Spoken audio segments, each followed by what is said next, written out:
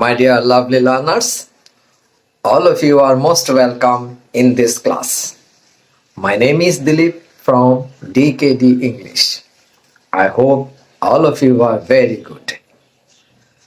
ছোট্ট একটা exercise right form of ভার্বসের উপর বেস করে খুব ইজি একটা এক্সারসাইজ নিয়েছি, অর্থাৎ এক্সারসাইজ দেখে এক্সারসাইজ পড়ে এক্সারসাইজের ভিতর থেকে ক্লুজ বের করে কিভাবে রাইট ফর্মগুলো বসাতে হয় সেই নিয়ম আর টেকনিক এখন তোমাদেরকে শিখিয়ে দেওয়ার জন্য আমি চেষ্টা করছি।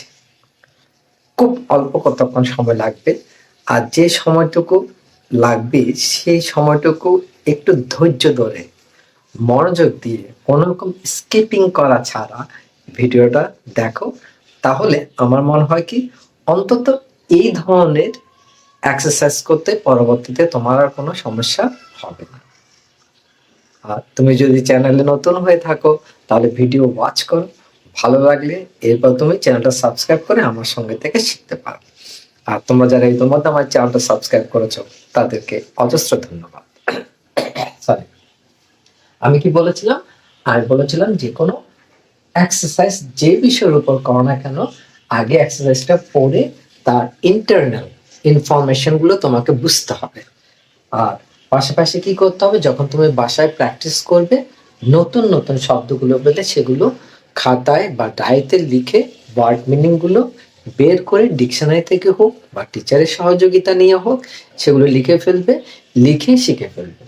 পাশাপাশি ওই শব্দগুলো দিয়ে যদি কোনো রকম ইন্টারচেঞ্জ থাকে, অর্থাৎ নাউন থেকে ভার্বে বা অ্যাডজেক্টিভে এরকম যদি কোনো চেঞ্জ করা যায় সেগুলো যদি তুমি পারো সেগুলোও করে সেগুলো শিখে ফেলবে। পাশাপাশি দুই একটা লাইন লিখে ফেলে সেগুলো মুখস্থ করার চেষ্টা করবে।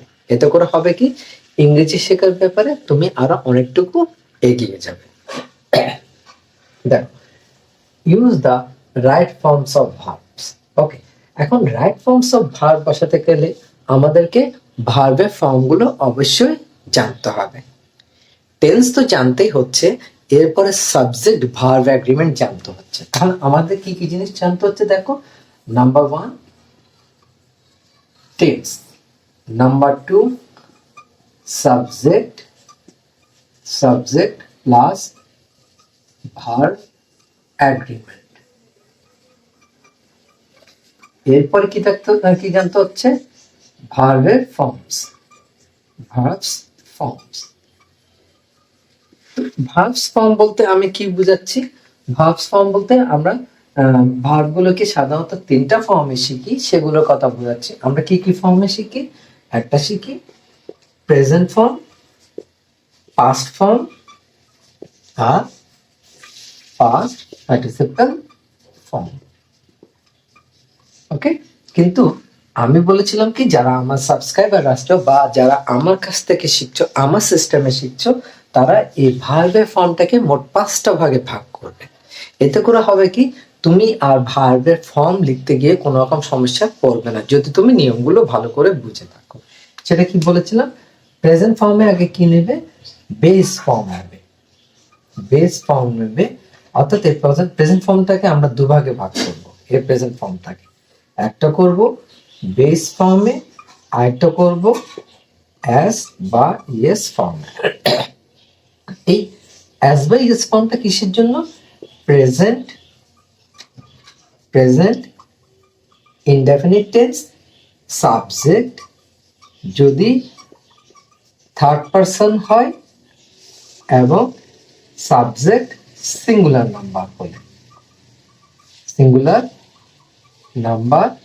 হলে এই ফর্মটা শুধুমাত্র এই রুলের বেলা প্রযোজ্য হবে, আর কোথাও সেটা বসবে না। সুতরাং একটা ব্যাপার আমরা ক্লিয়ার হয়ে যেতে পারছি যে অ্যাজ বাই ইয়েস ফর্মটা শুধুমাত্র প্রেজেন্ট ইনডেফিনিট টেন্সে subject third person singular number হলে ব্যবহার করা যাবে, আর কোথাও ব্যবহার করা যাবে না। আর এই যে বেস ফর্ম, এটা প্রেজেন্ট ইনডেফিনিট টেন্সে শুধুমাত্র এই থার্ড পারসন সিঙ্গুলার নাম্বার ছাড়া বাকি সবগুলোতে ব্যবহার করা যাবে, এবং আর কিছু কিছু নিয়ম কানুন আছে সেগুলো তো ব্যবহার করা যাবে। আর পাস্ট ফর্ম কি, যেটা অতীত ফর্মে দেখা যায় বা অতীত ফর্মে আমাদেরকে করতে হয় পাস্ট টেন্স, আর পাস্ট পার্টিসিপাল ফর্ম করলাম। আরেকটা ফর্ম কি করতে বলেছি, আরেকটা ফর্ম করতে বলেছি যে ভার্বের সাথে আইএনজি যোগ করে, এটাকে আমরা পার্টিসিপাল ফর্ম বলতে পারি। যেমন মনে করো ইট ভার্বের সাথে আইএনজি যোগ করে ইটিং ফর্মটা হয়। আমি যদি এই ফর্মটা না শিখি তাহলে এটা আমি কোত্থেকে পাবো? অর্থাৎ কোন ভার্বের আইএনজি ফর্মটা কিরকম হবে। অনেক সময় এই বানানটা লিখতে গিয়েও আমরা ভুল করে থাকি। যেমন রাইট ফর্মের, আমরা যদি বলি যে রাইট, WRITE, আমি অনেক ক্ষেত্রে লক্ষ্য করেছি এই রাইটের পাস্ট ফর্ম কি লিখি আমরা? রোট। পাস্ট পার্টিসিপাল ফর্ম রিটেন, টি। অনেক সময় এই বানানোর মধ্যে আমরা অনেকে সমস্যা পড়ে থাকি, বা তোমাদের মতো হয়তো অনেকে একটু ভুল করে থাকো। এবং রাইটিং লিখতে গেলে আমরা কিভাবে লিখি? WRITING। অনেক ক্ষেত্রে অনেকে কি করে এই জায়গায় টি লিখে ফেলে। সুতরাং আমাদের এই ফর্মটা শিখে নেওয়া উচিত। ওকে, গেল এই ব্যাপারে, অর্থাৎ 5টা ফর্মের কথা গেল। এবার সাবজেক্ট, ভার্ব, অ্যাগ্রিমেন্ট এগুলো তো আমাদের জানতে হচ্ছে, টেন্সও জানতে হচ্ছে।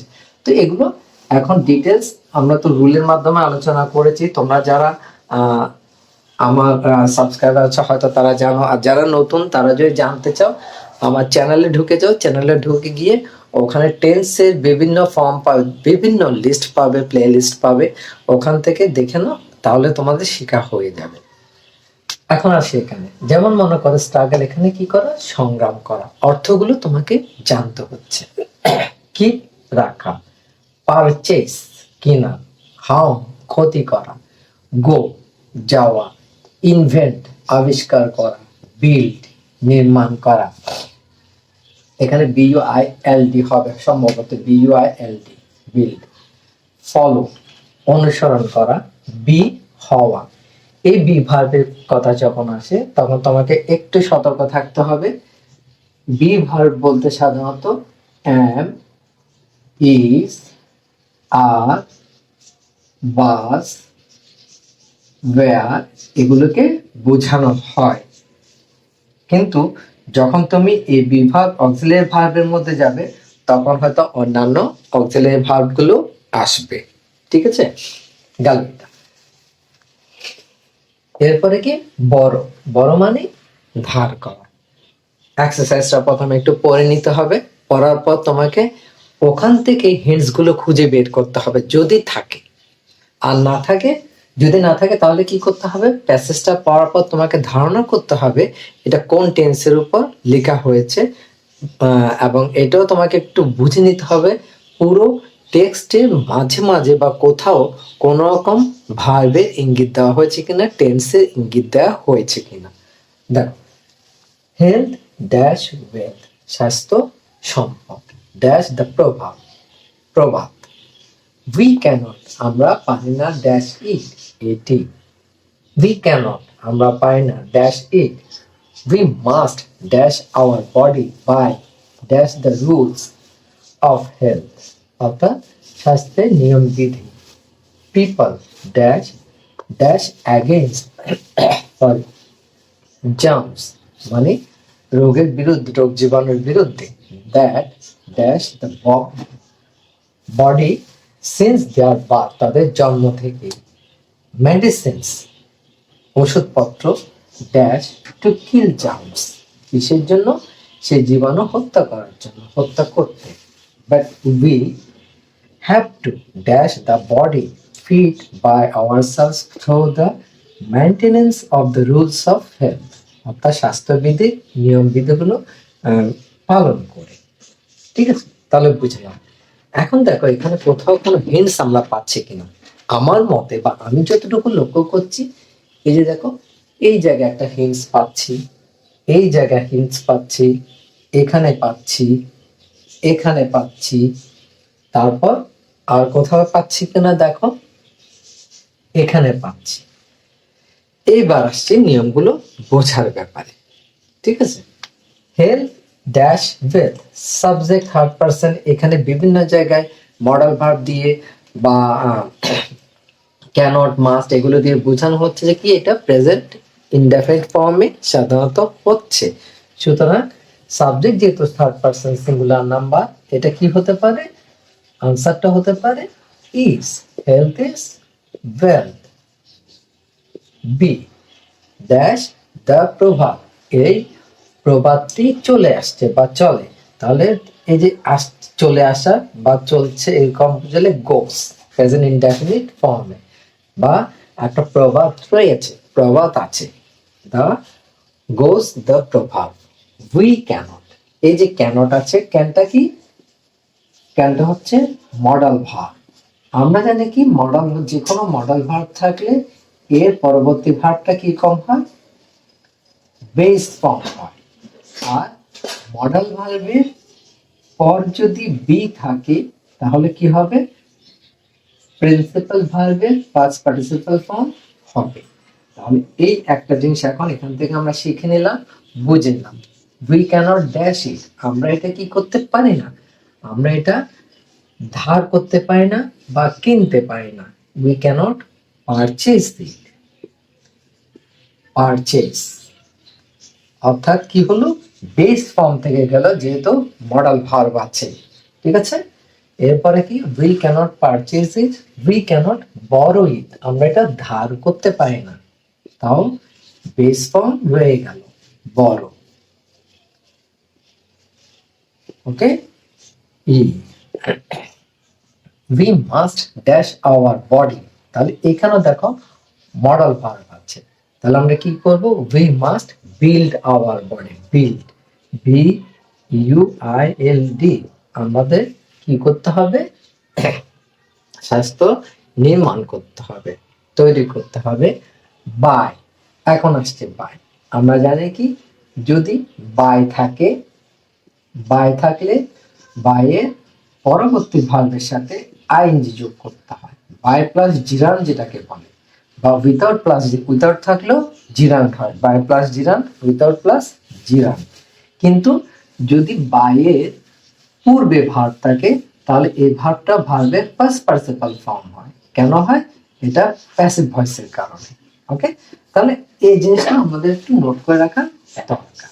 সুতরাং এখানে কি হবে, we must build our body by following, following the rules, দেখো following the E F, following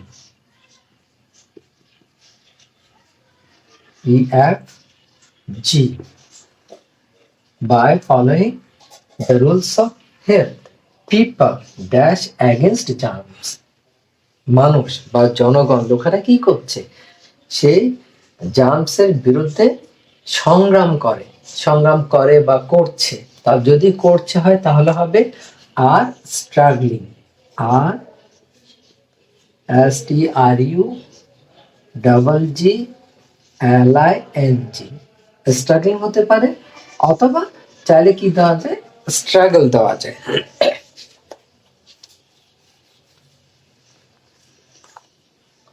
অথবা দেওয়া যায় স্ট্রাগল, অথবা দেওয়া যায় শুড স্ট্রাগল, এটাও দেওয়া যায়। As against down that dash the body since their birth, অর্থাৎ তাদের জন্ম থেকে যেগুলো শরীরের জন্য বা দেহের জন্য ক্ষতি করে, ক্ষতি করার ইংরেজি কি, হার্ম, হার্ম। তাহলে এখানে যেহেতু কি আছে, জার্মস এর কথা বলা হয়েছে, সেই জার্মসটা কি subject third person plural number, আর সেই কারণে এখানে প্রেজেন্ট ইনডেফিনিট টেন্সে বেস ফর্ম বসেছে। I, since there are medicine dash to kill germs, অর্থাৎ মেডিসিন আবিষ্কৃত হয়, তাহলে আমরা এখানে কিভাবে আবিষ্কৃত হওয়া, প্যাসিভ ফর্ম, সুতরাং এখানে subject third person plural number, সুতরাং কি হবে, আর invented, invented passive form, invented, অথবা কি লেখা যায়, have been invented, have been invented, এভাবেও লেখা যায়। যে but we have to dash the body fit by ourselves, তাহলে আমাদের রাখতে হবে, আমাদের শরীরকে উপযুক্ত রাখতে হবে, তাহলে উই হ্যাভ টু এই যে দেখো হ্যাভ টু আছে, হ্যাভ টু থাকলে কি হয়, করতে হবে, রাখতে হবে, হবে অর্থে হ্যাভ টুর পরে ভার্বের বেস ফর্ম হয়। তাহলে কি হবে এখানে বেস ফর্মটা, we have to keep, we have to keep the body fit by ourselves through the maintenance of the rules of health. Okay? Fine. তাহলে দেখো ছোট্ট একটা প্যাসেজ বা exercise right forms of verbs এর উপর করতে গিয়ে আমাকে কোন কোন দিকে লক্ষ্য রাখতে হচ্ছে, আমি কেমন করে এক্সারসাইজের ভিতর থেকে সেই ওয়ার্ডগুলো বের করে রুলস ইউজ করেছি। আশা করি তোমরা সেটা বুঝতে পেরেছ।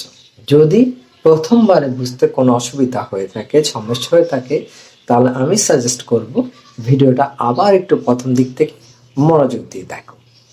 তারপর যদি বুঝতে না পারো আমাকে কমেন্ট করে জানাও, আমি তার জন্য প্রয়োজনীয় ব্যবস্থা নেব। Thank you very much for watching the video.